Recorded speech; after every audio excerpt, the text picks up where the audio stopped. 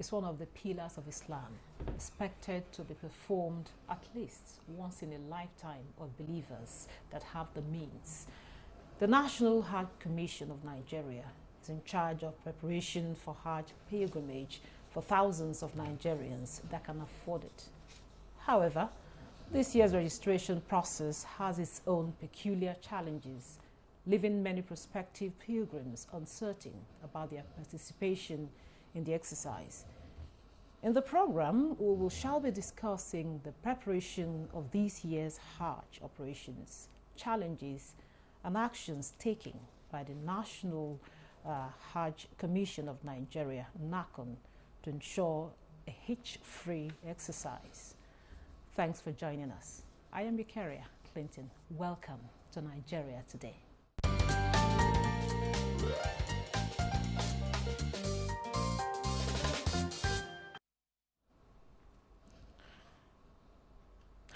Now, joining me in the studio to shed more light on preparations for Hajj 2024 is the Commissioner Operations, National Hajj Commission of Nigeria, NACON, Prince Anofiu Olarinwaju Elegushi.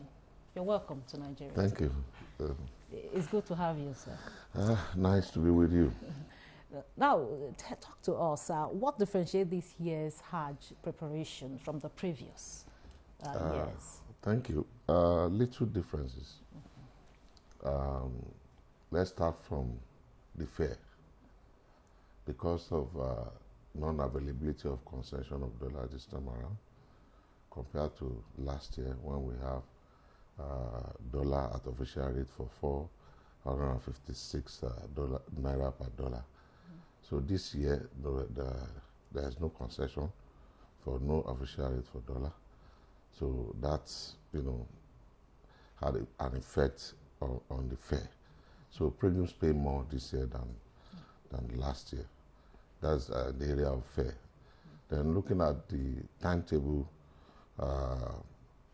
sent by the Saudi authority, the timetable is not what we are used to before. So, but we still managed to go within that timetable.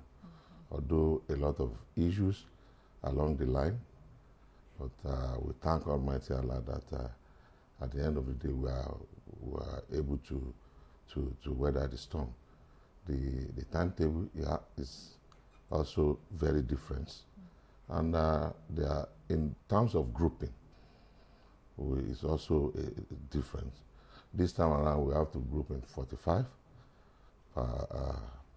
pilgrims in 45, and then the reason for the grouping is to prevent stampede, most especially at the Jamra, where we throw stone.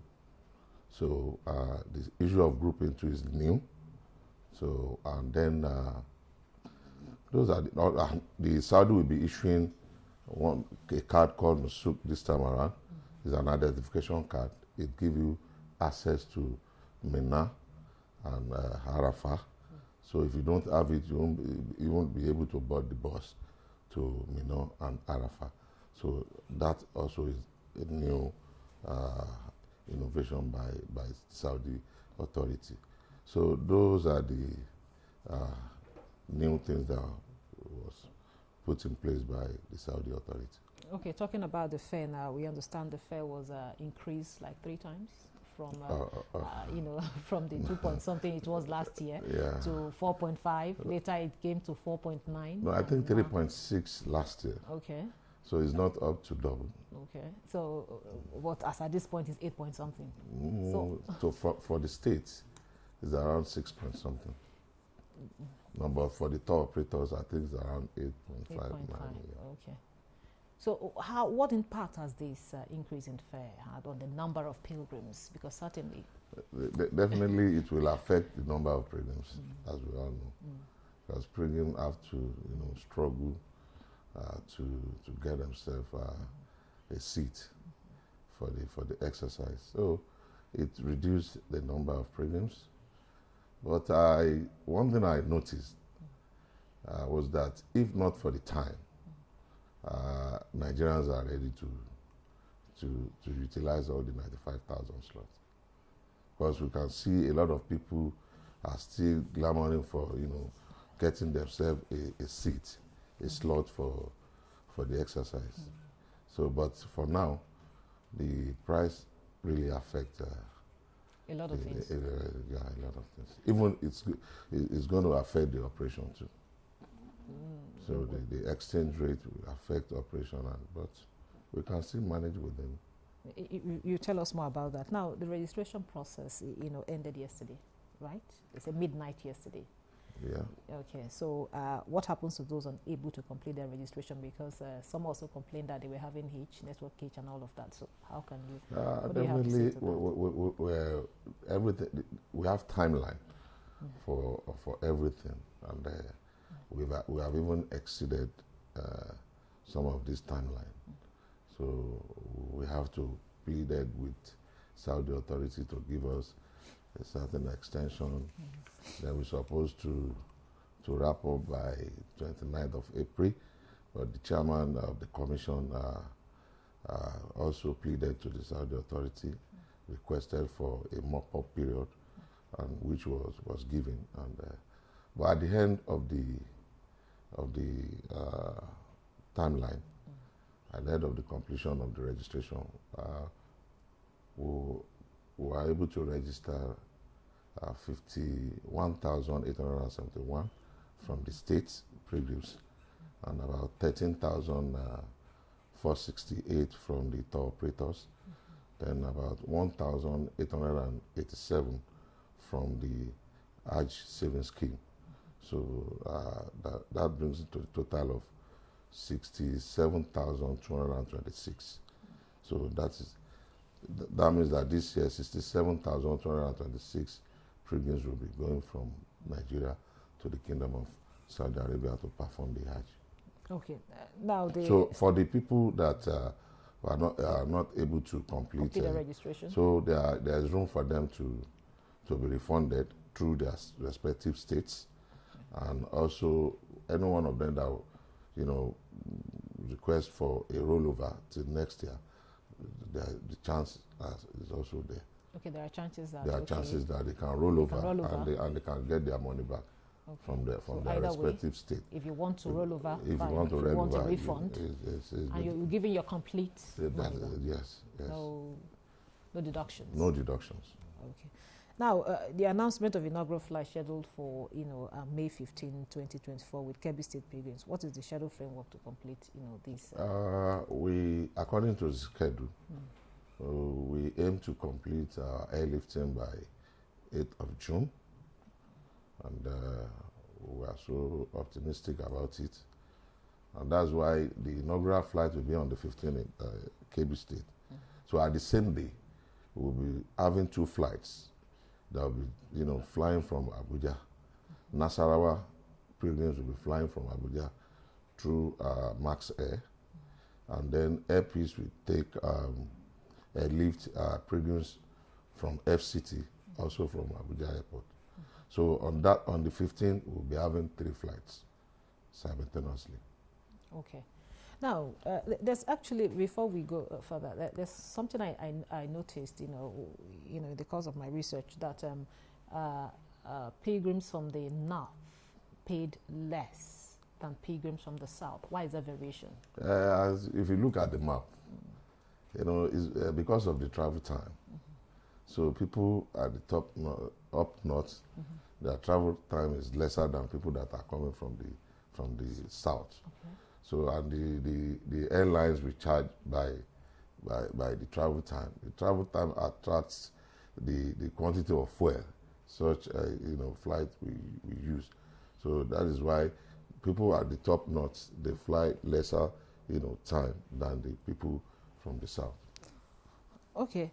Now, can you also update our viewer on the level of preparation in terms of accommodation, feeding, transportation, among others, in the Holy Land? Yeah, thank you. The issuance of visa, by the Saudi Arabia, they've tied the issuance of visa to accommodation and feeding, accommodation in both Makkah and Medina. So they have tied the issuance of visa. So if you don't have accommodation in both Makkah and Medina, and also a contract of feeding by the service provider and the NACON, Saudi will not issue such pilgrims a visa.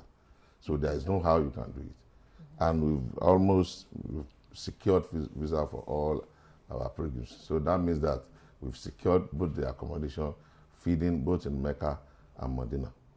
So in terms of that, the preparation is on top gear, and we have sorted out all that issue with the issue of accommodation and feeding. Also transportation, we've done a lot about that. We've settled that about accommodation, transportation in Saudi Arabia. So I don't think we have no issues about that. Okay, now we also understand that NACON inaugurated the media team. So what's the kind of the synergy between the media team and other media personnel for these Hajj operations? Thank you. As we all know, the importance of media, most especially at this age and time, and whatever you are doing, you need to showcase it, to let people know what you are doing. And the only people that can do that is the media. So we inaugurated our media team today, and the essence of having them on board is for them to report live what is happening in Saudi Arabia, so that our people at home, we have access to know what we've been doing.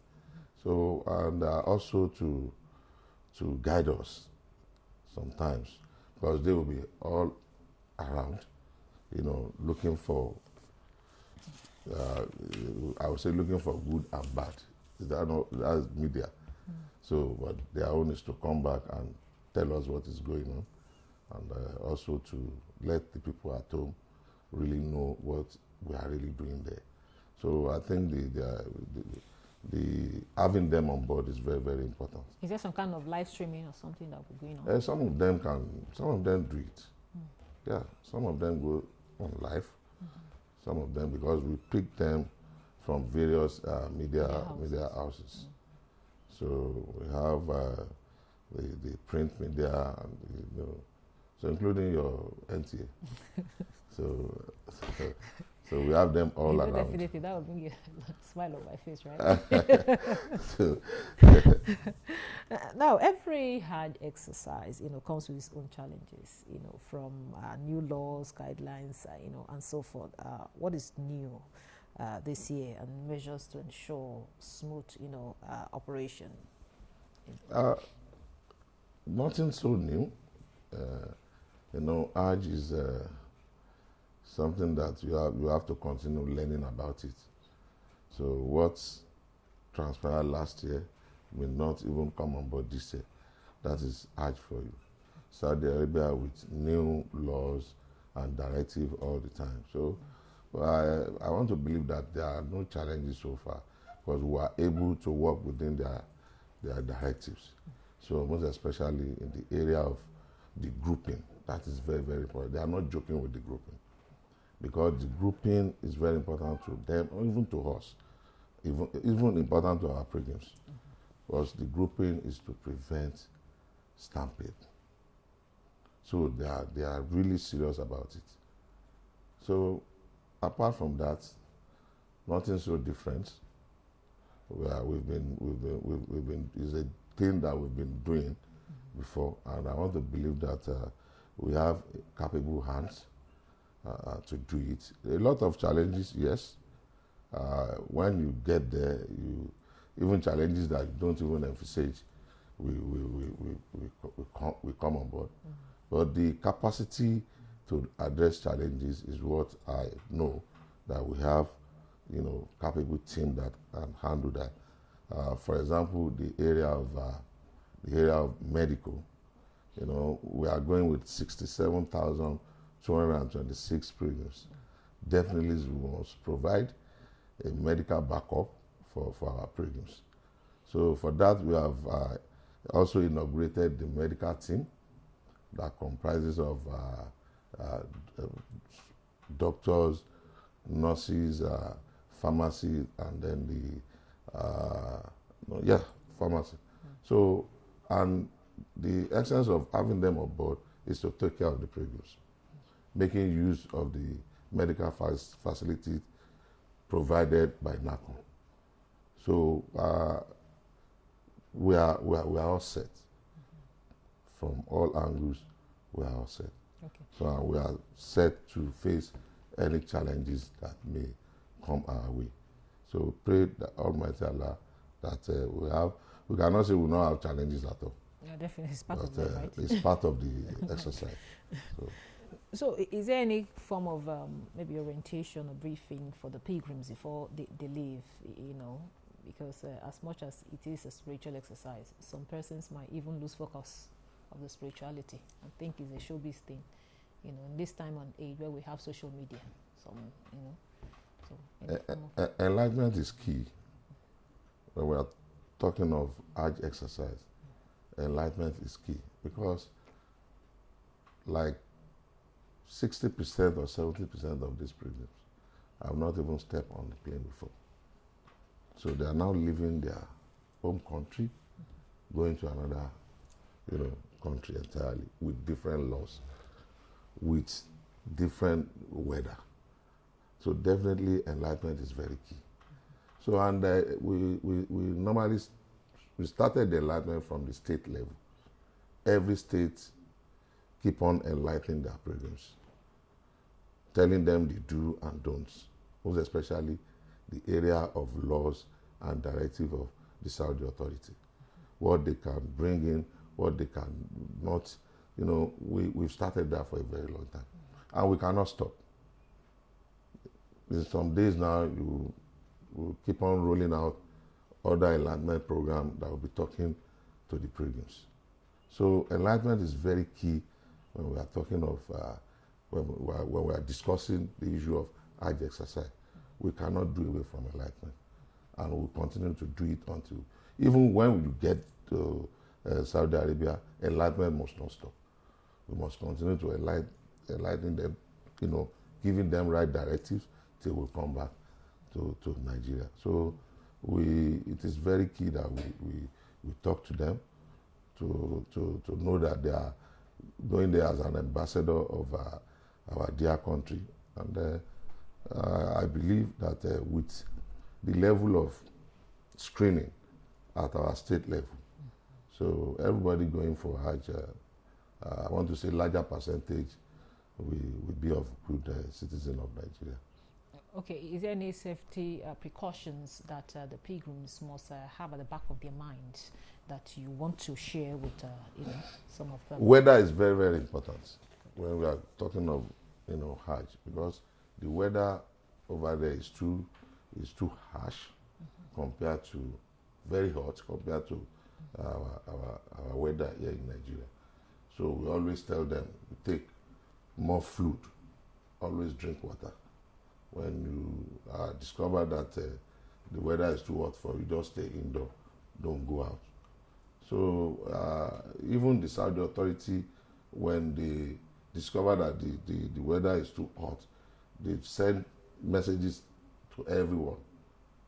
If you see it on your phone, that today is very hot, don't go out, take more fluid. So that is very key. So you shouldn't stress yourself. Okay. Some intending pilgrims, while they were doing the registration, some have complained of, technical hitch and all of that. I know you were able to, some of the complaints came to you. So how were you able to address some of their concerns, as regards the hitches they experienced during the registration and all of that?